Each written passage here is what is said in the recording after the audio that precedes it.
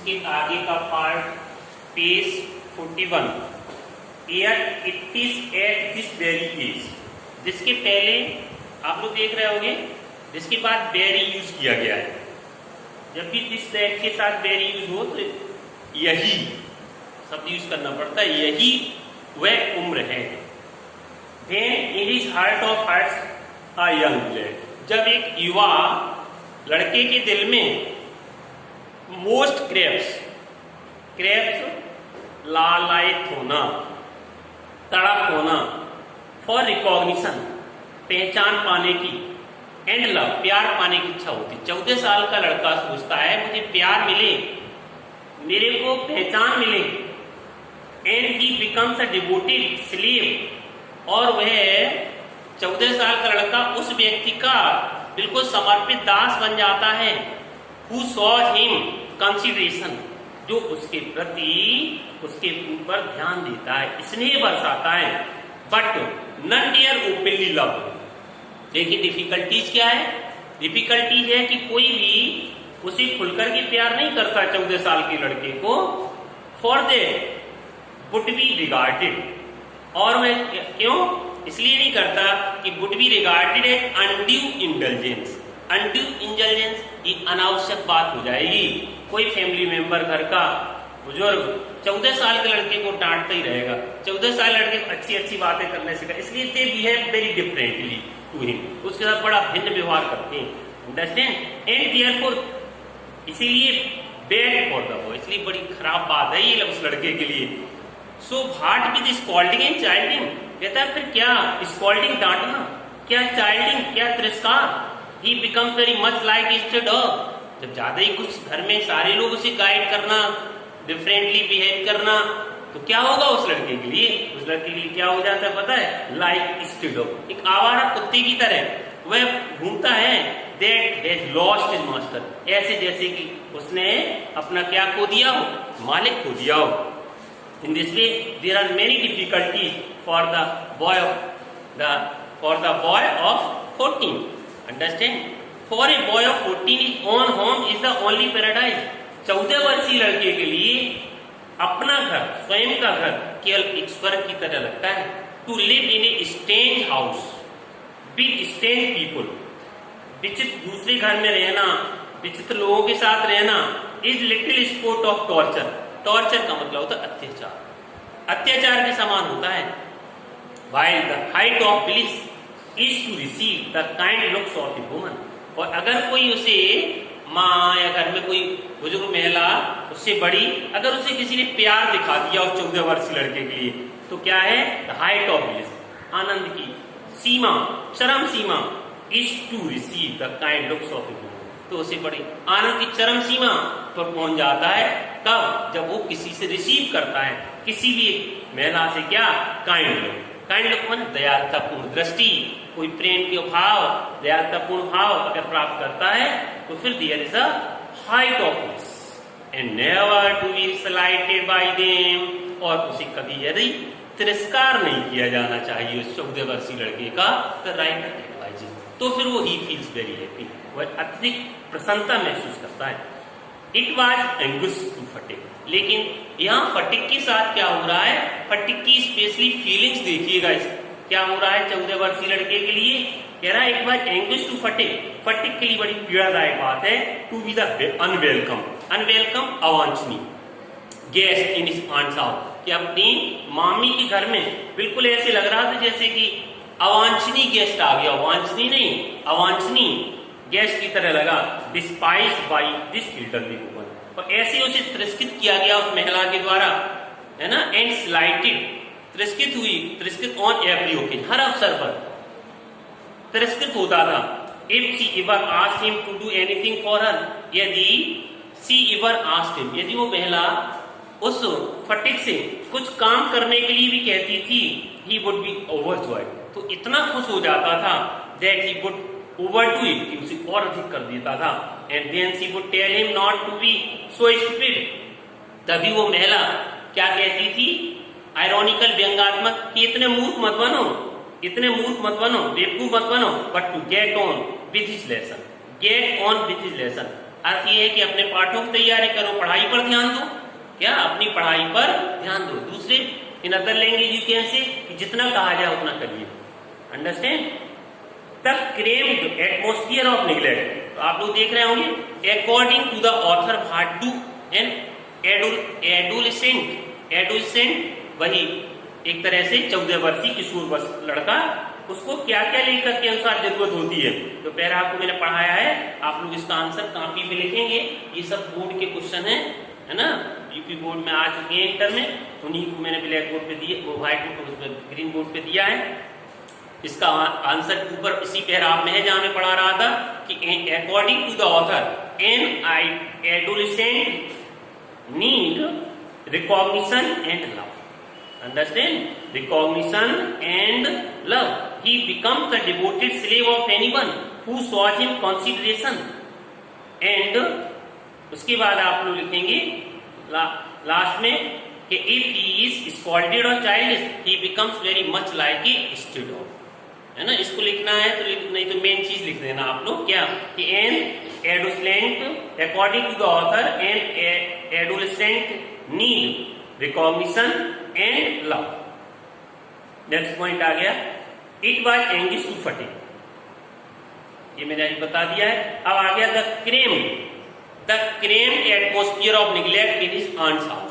कहता है कि इस क्रेम जो तंग वातावरण था घर का, ऑफ निग्लेक्ट उपेक्षा का, इन हिज आंट्स हाउस अपनी मामी के घर में, वो क्या था? ऑप्रेस फटिक सो मच, ऑप्रेस इतना ज्यादा है, ऑप्रेस का मतलब दमन करना, जुल्म करना, so much that he felt that he could hardly breathe, कि वह मुश्किल से ही सांस ले सकता है। इतना दमन का वातावरण था घर में, इतना जो है सारे लोग उसको डांटते थे। कोई सारे लोग का मतलब स्पेशली उसकी मामी, मामा नहीं, मामी उसको डांटा करती थी। और उसके जो चचेरे भाई थे वो और भी उस पर व्यंग करते थे। अभी आगे आप लोग पढ़ेंगे। तो कहती he wanted to go out into the open country. वह इतनी घर में जुल्म, इतना घर में दमन, जब उसके साथ तिरस्कार ये सब हुआ तो गांव से गया था शहर में, इसलिए पढ़े माँ की अनुमति से अपने मामा के साथ। But he felt the opposite behaviour in the city. इच्छा की सिटी में जाएंगे, पढ़ेंगे, अच्छा व्यवहार करेंगे, सब कुछ, लेकिन वो गांव का विलेज बॉय शहर जाता है और उसको ऐसा व्यवहार मिलता है कि वह अपने गांव को, अपनी माँ को, अपने साथियों के साथ खेलने को वो सब ज्यादा याद करता है बया उस घर का तिरस्कारपूर्ण वातावरण को। देखेंगे कि वह कहता है यहाँ तो सांस लेना भी ही कुड हार्डली, मुश्किल से ही स्वतंत्रता की सांस ले सकता था। He wanted to go out into the open country. वह अपने जो देहात था, कंट्री का मतलब देश नहीं, देहात, खुला हुआ वातावरण में वह गो आउट फिर से जाना चाहता था। And fill his lungs and breathe freely, और स्वतंत्रता पूर्वक अपने फेफड़ों को सांस से भरना चाहता था, है ना। Fill his lungs and breathe freely, अपने फेफड़ों को क्या भरना चाहता था और स्वतंत्रता पूर्वक सांस लेना चाहता था। कहने मतलब स्वतंत्रता महसूस करना चाहता था। But there was no open country to go to, but there was no open country, लेकिन वहां कोई खुला वातावरण नहीं था, क्षेत्र नहीं था। Surrounded on the sides by Calcutta houses and wall, सारा कलकत्ता की दीवारों से, घरों से घिरा हुआ क्षेत्र था चारों ओर से। बी की जगह डी कर लीजिएगा। He would dream night after night of his village home, और वो क्या करता था? रातों रात घर के बारे में सोचा करता था। And long to be there, और घर के बारे में, लॉन्ग का मतलब है इच्छा करने से है, इच्छा करता था घर वापस आने की। रिमेम्बर द ग्लोरियस, और वो ग्लोरियस जो शानदार वातावरण था, ग्लोरियस मीडो, चरागाह थी, उसके बारे में याद करता था। Where used to fly his kite all day long, जहां खुले हुए वातावरण, गांव के वातावरण, मैदान में वह पतंग उड़ाया करता था, वो बात याद कर रहा है उस वक्त। द ब्रॉड रिवर विंग, वह नदी, चौड़ी नदी का किनारा। Where he would wander about the livelong day, सारे दिन, पूरे दिन सिंगिंग, गाता रहता था। एंड शाउटिंग फॉर जॉय, और आनंद से चिल्लाता रहता था, वो याद करता है। द नैरो ब्रूक, और वो सक्री झरने, नदी। वेयर ही कुड गो, जहां वह जा सकता था। एंड डाइव, जाया करता था। एंड डुबकी मारता था। Dive and swim at any time he like, जब पसंद करता तो गांव में, है ना, डुबकी मारता था और तैरा करता था। वो सब याद कर रहा है। कहाँ है इस वक्त? कलकत्ता में। किसके घर में? मामा घर में। तिरस्कारपूर्ण माहौल में रह रहा है, अब याद कर रहा है गांव की। ही थॉट ऑफ हिज बैंड, और किसके बारे में सोच रहा है? बैंड मीन्स समूह, ग्रुप ऑफ बॉय, लड़कों के समूह के बारे में सोच रहा है, अपने कंपेनियन फ्रेंड्स के बारे में, साथियों का समूह था गांव में, क्योंकि वो रिंग लीडर था गांव में, और वहां कुछ नहीं बचा, जाके दबावपूर्ण माहौल में रहने लगा जाके। तो कह रहा ओवर हुम ही वाज डिस्पोट। डिस्पोट का मतलब एक तरह से तानाशाह, एक तरह से किंग, राजा की भांति था जब गांव में रहता था। और इससे भी ज्यादा क्या, the memory that tyrant mother of his, और किसकी याद करता है, वो टायरेंट, तानाशाह, आताताई माँ, क्योंकि माँ उस वक्त उसे पसंद नहीं करती। She did not like Phatik but she like Makhan. Makhan को फिर भी माँ होती है, वो माँ की भी याद करता है। Who had such a prejudice against him, वही बात आ गई ना, प्रेजुडाइज का मतलब भेदभाव, पक्षपात करती थी। Occupied him day and night, occupied माने उसके मन में क्या रहता था, ऑक्यूपाइड हिम, सारे दिन वही ये सारी बातें मन में भरी रहती थी, है ना। किसके दिल में, किसके मन में, वो फटिक जब कलकत्ता में था तब। A kind of physical love like that of animal, और ऐसे करता था प्यार जैसे फिजिकल लव, शारीरिक प्रेम, जैसे जानवर भी आपस में प्यार करते हैं, जानवरों में जैसे होता है वैसे वो भी। A longing to be in the presence of one who is loved, और इच्छा करता था उन लोगों के बीच में रहने की जो प्रिय थी। लव्ड का मतलब प्रिय, प्यार करते थे, प्रिय थे ऐसे लोगों के साथ। एंड इनएक्सप्रेसिबल, लेकिन ये बड़ा अकथनीय था, विस्टफुलनेस, बड़ी इसकी अकथनीय उत्कंठा थी। ड्यूरिंग अब्सेंस का मतलब समझ गए, अनुपस्थिति में, किसकी, ये सब चीजों की जो हमने बताई। A silent cry of the inmost heart, मतलब किसी से कह ही नहीं सकता था, मन में भरे हुए था। और क्या था, साइलेंट क्राई, एक बिल्कुल शांत चीख थी, ऑफ इनमोस्ट हार्ट, इनमोस्ट जो अंतर मन में, उसकी एक शांत चीख थी, किसके लिए, for the mother. Like a lowing of a calf in the twilight, twilight का मतलब शाम के समय, गोधूल वेला में, जब एक गाय का बछड़ा अपनी माँ के लिए लॉविंग करता है, रमाता है, ऐसे अपनी माँ के प्रति उस फटिक के क्या अंतरात्मा मन में अपनी माँ की याद करता था। दिस लव, वह प्यार, which was almost an animal instinct, जो कि कहता है एक जानवर में भी स्वाभाविक, एजिटेटेड का मतलब उत्तेजित होना, the shy, nervous, lean, uncouth, ugly, ये इस स्वाभाविक तौर से उत्तेजित कर देता था। क्या, साई माने शर्मीला, नर्वस माने निराश, लीन माने दुबला पतला, अनकौथ माने गमार, अगली माने बदसूरत भद्दा, अद्दे लड़के में भी उत्तेजित हो जाता था। कहता है no one could understand it, कोई भी ये बात समझ नहीं सकता था, but it preyed upon his mind continuously, लेकिन ये बात उसके दिमाग में लगातार प्रेड करती रहती थी, इसी चीजों का शिकार बना था। अंडरस्टैंड, बात आ गई, क्वेश्चन है आपके सामने, हाउ डिड अनकेयरिंग एटमॉस्फियर, जो लापरवाही भरा वातावरण दिसंबर के यहाँ उसे मिला, उसको कैसे अफेक्ट किया। तो आप लोग देख रहे हो, पैराग्राफ में मैंने पढ़ाया था, ही वाज ऑप्रेस्ड, है ना, fatigue was oppressed, ill treated, you can say he was ill treated by his aunt and he could scarcely breathe. He wanted to go out of his place. He remembered about his friends, mother and fields, understand, and he remembered the glorious meadows. Fatigue was unwelcomed at the house of his aunt.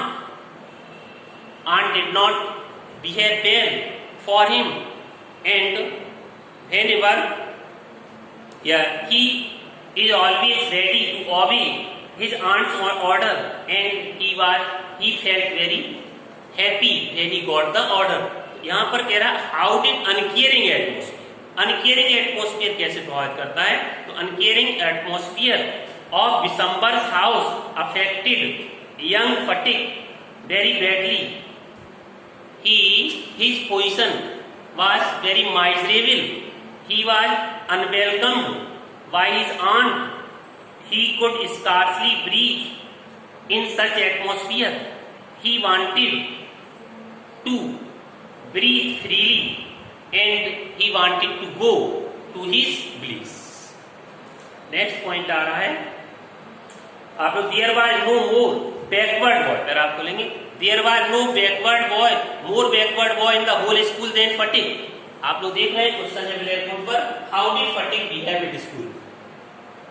There was no more backward boy in the whole school then Phatik. Phatik ग्रामीण बालक है, पूरे कह रहा है कि फटिक से ज्यादा पूरे स्कूल में कोई पिछड़ा हुआ लड़का नहीं था। ही गेप्ड एंड रिमेम्बर्ड, वह ऐसे मुंह खुला करके खड़ा हो जाता था। रिमेन्ड साइलेंट, शांत बना रहता था। When the teacher asked him question, जब शिक्षक उससे प्रश्न करते थे। एंड लाइक एन ओवरलैडेन आस्क, और एक जैसे बोझे से लदे हुए गधे की तरह पेशेंसली बड़े धैर्य के साथ सफर्ड ऑल द ब्लो, सारे प्रहार सहन करता रहता था। That came down on his back, जो भी उसके पीठ पर पड़ते थे। When other boys were out at play, जबकि अन्य लड़के खेला करते थे। ही स्टूड विस्टफुली, वह बड़ी जिज्ञासा के साथ देखा करता था। विस्टफुली मन दुखी होकर देखा करता था। बाय द विंडो, खिड़की से। एंड गेज्ड, घूरता था। At the roof of the distant houses, दूर की छतों पर लड़के खेला करते थे, उन्हें अपनी खिड़की से निहारता रहता था। एंड इफ बाई चांस, और संयोगवश स्पाइड चिल्ड्रन, स्पाइड मन देख लेता था बच्चों को। Playing on the open terrace, terrace माने खुली छत पर, और एनी रूम, किसी भी खुली छत पर अगर बच्चों खेलता हुआ देख लेता था। इस हार्ट वुड डेथ, तो उसके हृदय में बड़ा कष्ट होता था। बिग लॉन्गिंग, इच्छा के साथ बड़ा कष्ट होता था। कहता, इच्छा करता था कि wanted to play with them, वह भी उनके साथ खेलना चाहता था। One day summoned up all his courage, एक दिन क्या हुआ, उसने अपना साहस जुटाया। And asked his uncle, और अंकल से पूछा, uncle when can I go home? when can I, घर में कब जा सकता हूँ, वापस घर कब जा सकता हूँ अंकल? His uncle answered, उसके अंकल ने जवाब दिया, वेट टिल द हॉलीडेज कम, इंतजार करिए जब तक छुट्टियां आती हैं, छुट्टियों के आने तक इंतजार करो। But the holidays would not come with till November, नवंबर तक अभी छुट्टियां नहीं आएंगी। And there was a long time still to wait, अभी तो बहुत सारा लंबा समय है इंतजार करने के लिए। One day Phatik lost his lesson book, एक दिन कॉलेज में क्या हुआ, कॉलेज में एक दिन अभ्यास पुस्तक फटिक की खो गई। Even with the help of books, यहाँ तक कि किताबों की मदद से ही had found it very difficult, बिना with the help of books ही had found it very difficult indeed to prepare his lesson, बिना किताब के उसने अपने पाठ की प्रिपेयर पाठों को पढ़ना तैयार करना उसके लिए बड़ा कठिन पाया। नाउ इट वाज इम्पॉसिबल, बड़ा असंभव था। डे आफ्टर डे, प्रतिदिन द टीचर वुड केम की केम कर लीजिएगा, सी यानी पीटते थे छड़ी से, हिम अनमर्सीफुली, निर्दयता पूर्वक पीटते थे। हिज कंडीशन बिकेम सो ऑब्जेक्टली, उसकी जो दशा थी वो इतनी क्या कहते हैं निकृष्टता कहे या निष्ठा पूर्वक हो, माइजरी बड़ी दयनीय हो गई थी। That even his cousin there assumed to own him, कि उसके जो चचेरे भाई थे मामा के लड़के, वे भी शर्मिंदा होते थे उस पर। दे बिगेन टू चीयर, उसकी खिल्ली उड़ाते थे। इंसल्ट हिम, अपमान करते थे उसका। More than the other boy, मतलब अन्य लड़के तो करते थे अपमान, घर के ही लड़के ज्यादा, अपने खास अपने मामा के लड़के ज्यादा उसका अपमान करते थे। ही वेन टू हिज आंट के पास गया एट लास्ट, अंत में, एंड टोल्ड, और कहा क्या, that he had lost his book, कि आंट से बोला कि उसकी क्या हो गई, किताब खो गई है। His aunt pursed her lips in contempt. इसके पहले आप लोग यहाँ तक देखें क्वेश्चन क्या है, how did Phatik behave at school, तो फटिक ने कैसा व्यवहार किया, आप लोग हमने अभी पढ़ाया है। तो एट स्कूल क्या हुआ था, whenever the teacher asked the question, Phatik gaped and remained silent, then the teacher asked the question, कैसे खड़ा हो जाता था, he stood like an overladen ass and he patiently suffered all the blows that came down on his back। और क्या होता था, है ना, नेक्स्ट क्वेश्चन क्या दिया है, what happened to Phatik at school, Phatik के साथ स्कूल में क्या हुआ, आपको पता होना चाहिए। फटिक के साथ क्या हुआ, he lost the books and it was very difficult to complete the work without books, so the teacher used to cane, पीटा करते थे unmercifully, and his condition became very miserable, and his cousin laughed at him, it means मजाक करना, understand। next question, why did teacher came fatigue unmercifully, जानते हो आप लोग, the teacher next point दिया है, अभी मैंने पढ़ाया था आपको, कहाँ दिया है, हाँ, the teacher would cane him unmercifully because whenever they asked the question he did not answer। second point, he lost his book, so he did not complete the work in this way the teacher did not like him, so they they used to cane, yeah, they would cane him unmercifully.